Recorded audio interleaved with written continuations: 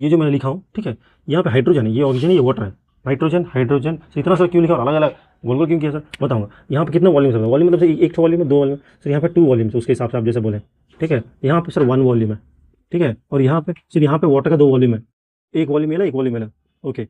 अब यहाँ पे बताइए सर, यहाँ पे नाइट्रोजन वन वॉल्यूम होगा, वन वॉल्यूम ऑफ नाइट्रोजन, ठीक है सर, यहाँ पे थ्री वॉल्यूम ऑफ हाइड्रोजन, सही बोल रहे हैं, ठीक है, और यहाँ पे sir to volume of ammonia है सर, NH3 अमोनिया होता है, ठीक है। तो बन रहा है इसका सर, इसका बन रहा है 2:1:2, 2:1:2 बन गया सर इसका, सर वन, सर आगे देखना है, आगे वॉल्यूम कितना है, 1:3:2, सो 1:3:2 ये रेशियो बन रहा है, ठीक है, सेंटीमीटर क्यूब।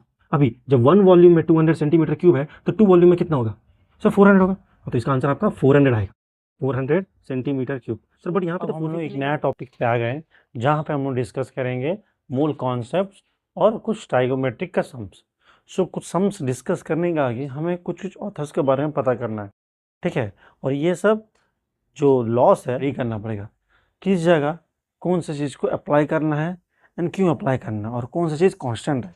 तो ये सब को हम लोग डिटेल में डिस्कस करेंगे। सबसे पहले सीखेंगे कि कैसे यूज़ करना है, कब यूज़ करना है, ठीक है।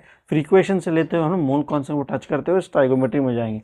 बहुत जन का एम्पेरिकल फॉर्मूला से बहुत कुछ है चैप्टर में, परसेंटेज निकालना है, तो स्टेप बाय स्टेप फॉलो करेंगे ताकि हम लोग को आगे में कोई भी प्रॉब्लम ना हो सके, ठीक है। वीडियो बिट लॉन्ग हो सकता है, कुछ पार्ट्स में आ सकता है, तो सब पार्ट्स को फॉलो कीजिए और ध्यान से समझ कीजिए। चलिए स्टार्ट करते हैं अपना। हम पढ़ेंगे फर्स्ट लॉ। तो सबसे फर्स्ट है आपका गैस लॉ। गैस लॉ क्या बोलता है, there are certain rules which a gas follow when subjected to change in temperature, pressure and volume. जब जब टेम्परेचर में चेंज करेंगे, जब जब प्रेशर में चेंज करेंगे, कुछ कुछ आपका रूल्स फॉलो करता है गैस, ठीक है। गैस के बारे में गैस लॉ, ठीक है। तो जब जब टेम्परेचर चेंज करेंगे आपको पता है मॉलिक्यूल्स में चेंज हो जाएगा, ठीक है, उसका मोशन में चेंज हो जाएगा, प्रेशर में चेंजेस करेंगे तो कंप्रेस हो जाएगा। तो ये सब कुछ चेंजेस जब करेंगे तो आपके गैसेस में चेंजेस आएगा, ठीक है। फिर बोल रहा है the change in the parameters, okay, of the temperature, volume, pressure में other affect the other factors also. अगर प्रेशर में चेंज किया मैं फॉर एग्जांपल तो कंप्रेस कर रहा हूँ, प्रेशर में चेंज कर रहा है मतलब कंप्रेस कर रहा हूँ। अब जब मैं कंप्रेस कर रहा हूँ तो मॉलिक्यूल सामने आएगा, जब मॉलिक्यूल्स के सामने आएगा तो टेम्परेचर कम हो जाएगा। एक अगर फैक्टर में चेंज करता हूँ मे बी अदर फैक्टर में ऑल्सो चेंज। तो यहाँ पे क्या क्या फैक्टर के ऊपर फोकस किया है, एक फैक्टर है, ठीक है, और प्रेशर पे ध्यान देने बोला और वॉल्यूम पे ध्यान देने बोला। तो ये तीन फैक्टर, जब कोई अगर एक में टेम्परेचर मैंने चेंज किया, टेम्परेचर बढ़ा दिया फॉर एग्जाम्पल, टेम्परेचर बढ़ाएगा तो मॉलिक्यूल सब दूर जाने लगेगा, तो प्रेशर कम हो जाएगा, वॉल्यूम बढ़ जाएगा, ठीक है। अब जब टेम्परेचर मैं इंक्रीज कर रहा हूँ तो प्रेशर क्या हो रहा है, पार्टिकल सब दूर जा रहा है, गेटिंग द काइनेटिक एनर्जी, सो दूर जा रहा है, तो प्रेशर आपका कम हो जाएगा, दूर जाएगा ना, तो प्रेशर कम हो गया, वॉल्यूम बढ़ जाएगा, आपको इंक्रीज हो जाएगा। जब मैं टेम्परेचर डाउन करूँगा तो ठंडा हो रहा है, ठंडा टेम्परेचर गर्म निकाल रहा हूँ तो सब पार्टिकल सामने आने लगेगा, एनर्जी कम हो गया, सामने आएगा तो प्रेशर बढ़ जाएगा, सामने आ गया तो वॉल्यूम कम हो जाएगा, ठीक है। तो एक फैक्टर में जब जब चेंज करेंगे हो सकता है बाकी फैक्टर भी अफेक्ट हो सकेगा। तो यही बोल रहा है आपका गैस लॉ, ठीक है। तो कोई भी चेंज होगा टेम्परेचर, प्रेशर या वॉल्यूम में किसी में भी, सो इट में अफेक्ट द अदर। आप टेम्परेचर के बारे में बोल रहा है, it is an indicator to tell you how much energy is possessed by the atoms और मॉलिक्यूल्स, जो भी है गैस वाला, ठीक है। टेम्परेचर मतलब वही होता है कितना एनर्जी, काइनेटिक एनर्जी उसके अंदर है, ठीक है। उसका यूनिट से आपका सेल्सियस है, केल्विन होगा, ठीक है।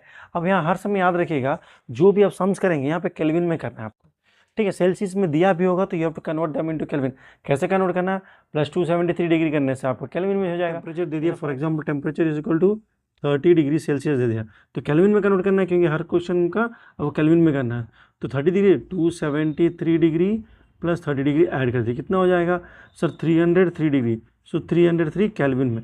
सो हर समय हम सबको केल्विन में कन्वर्ट करना है। If they are not saying also you have to convert into kelvin. Pressure के बारे में, प्रेशर क्या बोल रहा है, प्रेशर मतलब the force exerted by the gas molecule on the walls of the container. अब सोचिए किसी ग्लास में अगर सोचो कोई कुछ फॉर एग्जांपल कुछ नहीं है, ठीक है, अगर मैं वाटर डालूंगा तो वाटर लिक्विड है, हम लोग गैस के बारे में बात कर रहे हैं। तो सोचिए फॉर एग्जांपल एक बैलून है, बैलून के अंदर क्या होता है सर, गैस होता है। तो अगर मैं छोटा सा भी होल करूँगा तो गैस बाहर निकल जाएगा, मतलब the gas is trying to push the walls of the balloon but it is not able to go out because there is no opening. जैसे एक ओपनिंग आ जाता है तो वो बाहर निकल जाता है।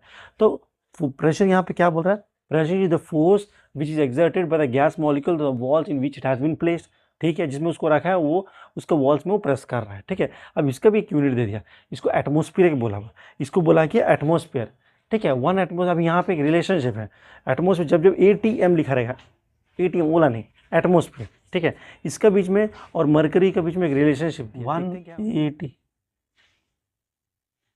1 एटमोसफेयर इज इक्वल टू, यहाँ पे बोल दिया आपका 760 सेंटीमीटर और 76 mm ऑफ Hg मतलब मरकरी। समझ में आ रहा? प्रेशर तो ऐसे मेजर किया जाता है जैसे आप ज्योग्राफी में पढ़ा होंगे, कहीं केमिस्ट्री में पढ़ेंगे। प्रेशर को अगर बैरोमीटर से मेजर करते हैं, बैरोमीटर में मरकरी लेते हैं, ठीक है, उसका हिसाब से जो प्रेशर गिरता है उसके हिसाब से हम लोग मेजर करते हैं। तो उसी केस में हम लोग यहाँ पे मरकरी ले रहे हैं, ठीक है। तो प्रेशर का यूनिट देख लिया, टेम्परेचर का यूनिट देख लिया, सर वॉल्यूम का भी यूनिट। और वॉल्यूम मतलब क्या होता है देखिए, so the space occupied by a fixed mass of A gas, एक पर्टिकुलर अमाउंट ऑफ गैस दिया गया, वो कितना जगह ऑक्युपाई करेगा, ठीक है, उसको बोला जाएगा वॉल्यूम। अब उसका भी यूनिट दिया गया। ये सब यूनिट किस लिए दिया गया, क्यों बता रहा हूँ, ताकि आपको आइडेंटिफाई करने में आसान होगा और टर्म्स को समझना पड़ेगा सबसे पहले, सिर्फ करके चल जाना नहीं है। टर्म्स को समझ में आ गया तो सब कुछ हो गया, नहीं तो कुछ नहीं होगा, ठीक। यहाँ पे वॉल्यूम्स को आपको LIT लीटर्स हो सकता है, ठीक है, या फिर सेंटीमीटर क्यूब बोल सकते हैं, या फिर क्यूबिक सेंटीमीटर भी लिख सकते हैं। जबकि 1 litre is equal to 1 decametre cube होगा, that will be equal to 1000 centimetre cube होगा, that will be equal to 1000 millilitre होगा, 1000 मिलीलीटर होगा, ठीक है। तो ये सब रिलेशनशिप है। तो टेम्परेचर, प्रेशर, वॉल्यूम बता दिया, यूनिट्स बता दिया, किस तरह से होगा, रिलेशनशिप दिखा दिया। तो ये सब आपको ज़रूरी है ताकि सब में काम आएगा आपका, ठीक है। तो चलिए आगे बढ़ते हैं। सो अब हम लोग डिस्कस करेंगे, ठीक है, कि कुछ लॉस के बारे में डिस्कस देख लिया हम लोग, किसके बारे में बात करें, क्या है टेम्परेचर, क्या यूनिट, सब कुछ देख लिए। अब यहाँ पे बोल रहा है, जब अगर temperature, what is the relationship between temperature and volume pressure and volume when the temperature is fixed.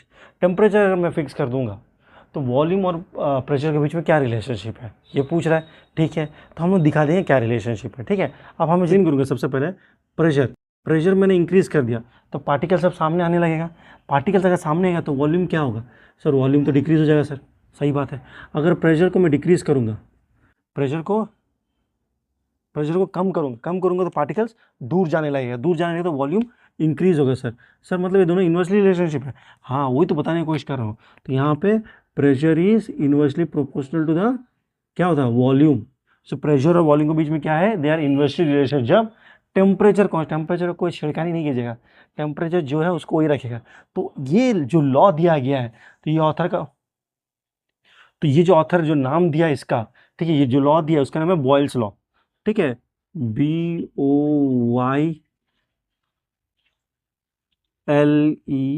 Boyle's law.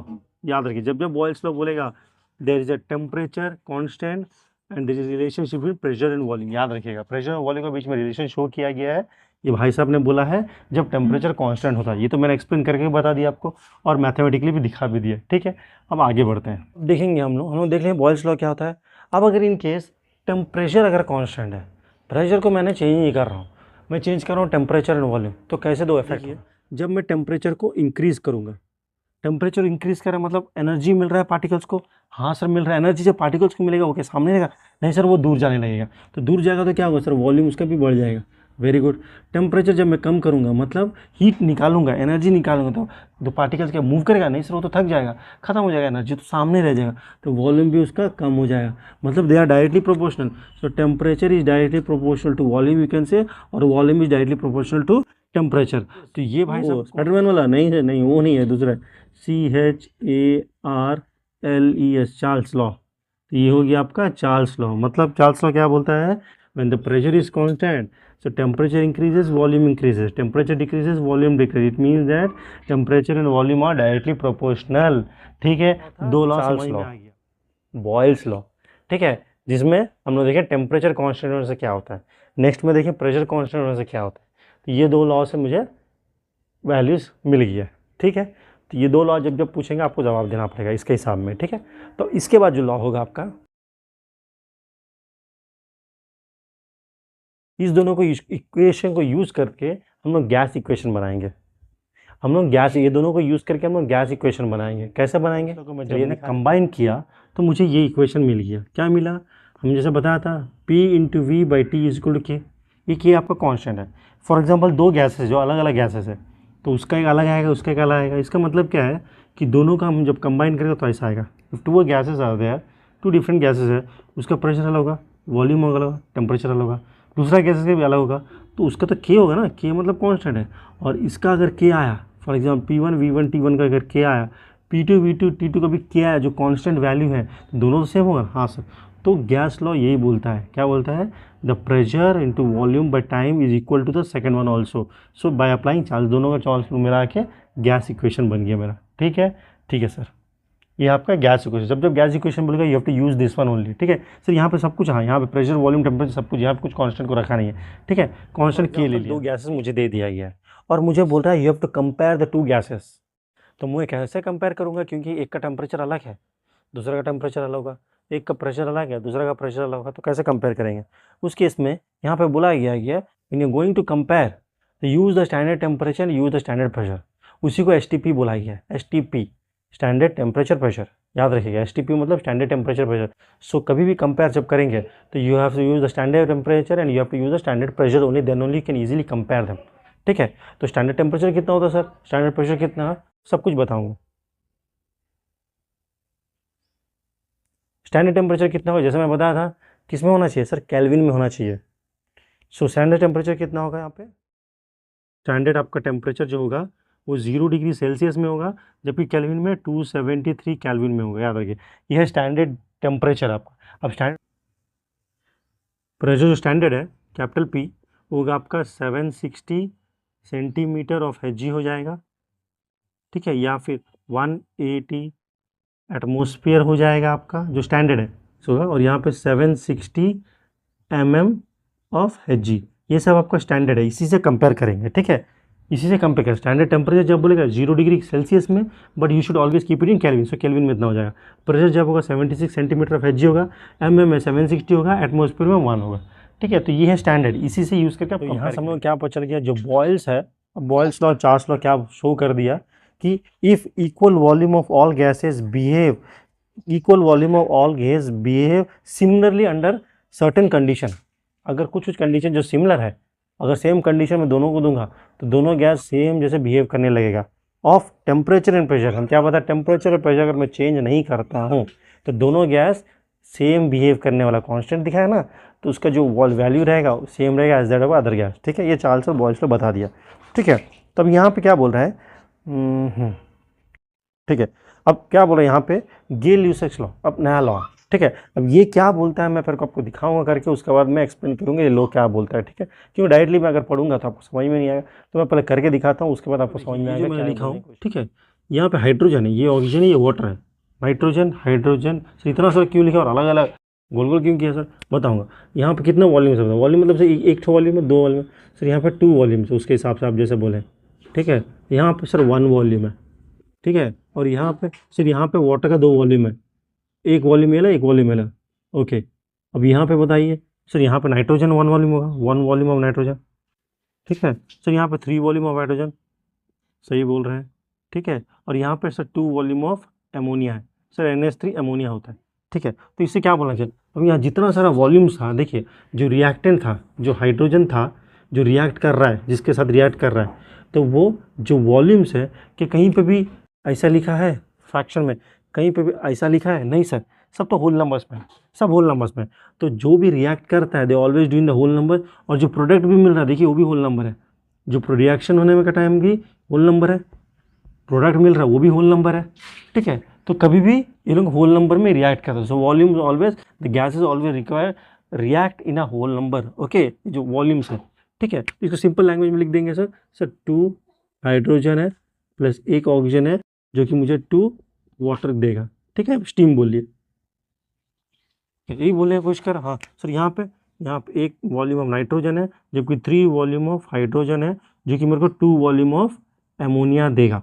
तो क्या रेशियो बन रहा है इसका, सर इसका बन रहा है 2:1:2, 2:1:2 बन गई सर इसका। सर 1, सर आगे देखना है, आगे वॉल्यूम कितना है, 1:3:2, सो 1:3:2 ये रेशियो बन रहा है।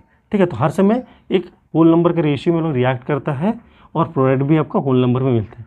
तो ये बताने की कोशिश कर रहा हूँ। तो ये कौन सा लॉ है, अब मैं बताऊंगा ये क्या लॉ बोलने की कोशिश कर रहा हूँ, पढ़ के एक्सप्लेन करूंगा। अब ये जो मैं एक्सप्लेन किया हूँ ये आपका बोला जाता है गेल-ल्यूसिक्स लॉ। ये क्या बोला गया है, law of combining volume of gases. जब गैसेस कंबाइन करेगा, ठीक है, कौन सा वॉल्यूम में कंबाइन करेगा उसके ऊपर एक लॉ बना गया। तो लॉ को मैं पढ़ूंगा, अभी ध्यान समझिएगा। When gases react they do so in volume. जब जब गैसेस रिएक्ट करेगा वो लोग वॉल्यूम में रिएक्ट करेगा, वॉल्यूम में बात करना है आपको, ठीक है। Which bear a simple whole number, हाँ सर होल नंबर में है, ratio and to one another. React कर रहा रेशियो में, होल नंबर में, ठीक है, वो रेशियो है 2:1 का, ठीक है। The and to the volume of the product also. So product भी आपको होल नंबर में मिल रहा है, वो भी रेशियो में, हाँ ठीक है। If gases provided the temperature pressure on reacting gases and the product remain constant. मतलब क्या बोला, टेम्परेचर प्रेशर आपको यहाँ पे क्या बोलना है, कांस्टेंट रखने बोला है, जो भी गैसेज रिएक्ट कर रहा है। तो सिंपल वर्ड में बोलने की कोशिश कर रहा है यहाँ पे कि जब जब कोई भी गैसेज रिएक्ट करेगा वो वॉल्यूम के फॉर्म में रिएक्ट करेगा। जब जब वॉल्यूम के फॉर्म में रिएक्ट करेगा तो do in the whole number में रिएक्ट करेगा, ठीक है। और प्रोडक्ट भी आपको होल नंबर में मिलेगा, और it can be in the ratio part also, ठीक है, जब temperature and pressure will be constant. तो ये बोलने की कोशिश कर आपको गेल-ल्यूसिक लॉ सर, ठीक है। तो इसके ऊपर समझ भी बड़े बढ़िया, तो पहले समझना पड़ेगा हमें क्या है, क्या बोलने की कोशिश कर रहा है, क्यों बोलने की कोशिश कर रहा है, और कैसे वॉल्यूम्स निकाल रहा है। तो ये बड़ा इंपॉर्टेंट है क्योंकि आगे में इसका एप्लीकेशन है। ये जो मैंने बताया ये कब होगा, जब टेम्परेचर एंड प्रेशर यहाँ पे सेम रहेगा दोनों का।